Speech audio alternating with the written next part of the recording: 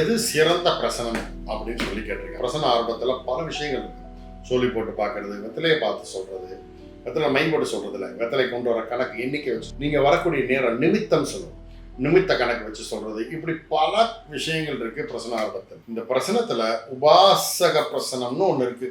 அது அந்த உபாசகர், அதாவது நீங்க யாருக்கிட்ட பிரசனம் பார்க்க போறீங்களோ அவருடைய மந்திர ஜப சக்தி, அவருடைய அந்த இறைவனுடைய அனுகிரகம், இது எல்லாம் தான் இந்த பிரசனத்துல சிறந்ததாக கருதப்படுது. அதே பிரசனம் பார்க்க ஒரு வெத்தலையை வச்சு பார்ப்பாரு, அதே பிரசனம் பார்க்க ஒரு சோழியை போட்டும் பார்ப்பாரு, அதே பிரசனம் பார்க்க ஜாமக்கோளையும் பார்க்கிறவரும் உண்டு. நாம் பார்க்கும்போது வெறும் பிரசனம் மாத்திரம் பார்க்க, நான் ஜோதிடம் பிரசனம் ரெண்டையும் மிங்கிள் பண்ணி பிரசன ஜோதிடம் அப்படின்ட்டு நான் பார்க்கறேன். ஏன்னா எனக்கு அக்யூரசி ஜாஸ்தி வேணும். ஓகேங்களா? எனக்கு தேவை என்கிட்ட வர்றவங்களுடைய பிரச்சனை சால்வ் ஆகணும். பிரசனம் சரியாக பார்த்து விட்டால் அந்த பிரசனத்துக்கு ஈடு வேறு எதுவுமே கிடையாது.